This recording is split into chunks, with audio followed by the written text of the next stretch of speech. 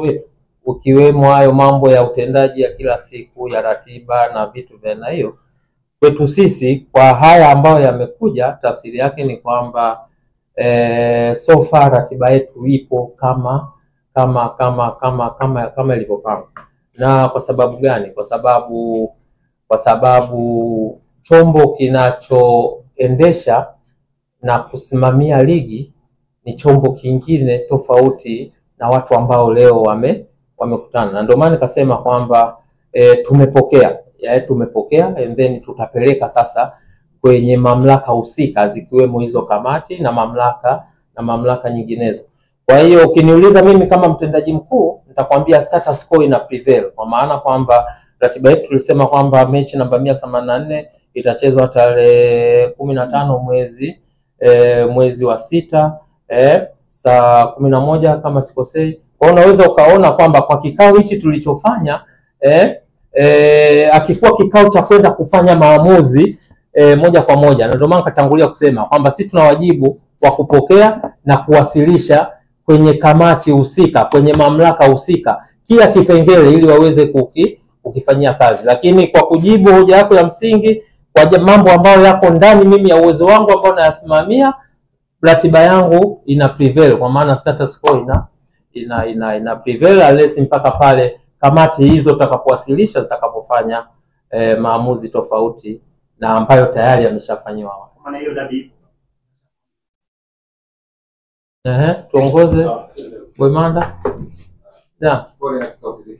Asante. Mchezo ili ufanyike unahitaji maandalizi.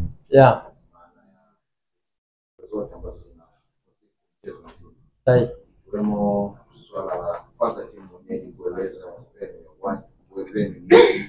viingilio na nini, vitu ambavyo mpaka sasa havijafanyika.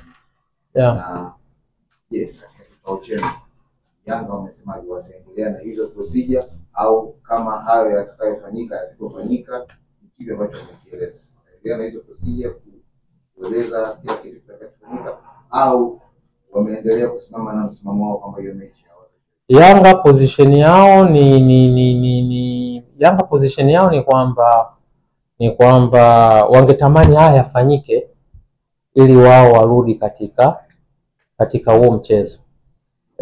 Changamoto tuliyokuwa nayo, ukiyatazama haya mambo kuyatamka ni mambo ambayo yanawezekana, lakini ukija kwenye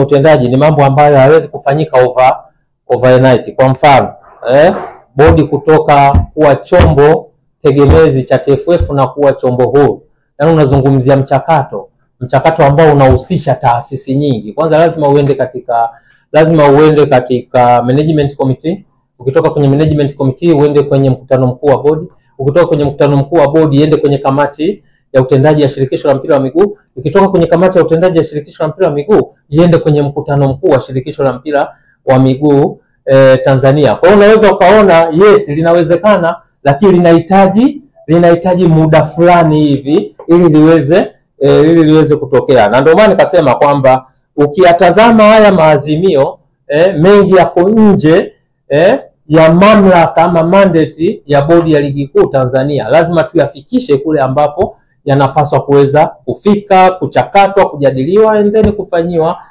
kufanyiwa maamuzi. Kwa hiyo nafikiri nitakuwa nimekujibu vizuri. Boimanda. Sio habari za mchana, lakini pia umezungumza na kutueleza vizuri kusema kilichojadiliwa na kile ambacho kinaendelea hivi sasa kuelekea katika dabi ya Kariakoo. Lakini mbali na hawa wadau wanaounda bodi ya ligi, kuna wadau wengine ambao ndio walaji na wateja wa mchezo wa mpira wa miguu mashabiki. Kwa hiki ambacho kinachoendelea hivi sasa, nini ambacho unawaambia kuelekea katika mchezo huu, lakini kutamatisha msimu wa 2024-2025 zikiwa zimebaki raundi 3 ligi kutamatika?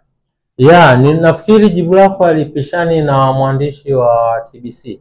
Nimesema ukiniuliza mimi mambo ambayo yako ndani ya uwezo wangu, nitakwambia kwamba tulitangaza ratiba, na mimi kama mtendaji mkuu na jukumu la kutangaza ratiba ambayo tulitangaza, ambayo ilipata baraka ya kutangazwa na vyombo ambavyo na mamlaka ambazo ziko juu juu ya uwezo wangu. Kwa ni mamlaka hizo hizo ambazo ziliweza kuapprove hiyo ratiba, ndio mamlaka hizo hizo pia ambazo zinaweza zikaja kutengua hiyo ratiba. Kwa hiyo so far mimi ukiniuliza nitakwambia kwamba ratiba yangu, kwa sababu mamlaka husika hazijaitengua, mimi kama mtendaji mkuu nitasimama kwamba ratiba ya awali na prevail, status quo na prevail.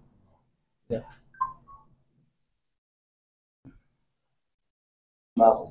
Yeah. Na mimi nilikuwa nataka ufafanuzi kwenye mambo hayo manne si matatu ambayo wamezungumza Young Africans, ikiwemo hili la kujiuzuru CEO pamoja na katibu mkuu. Kwenye maelezo yao wao wamesema ni makosa gani ambayo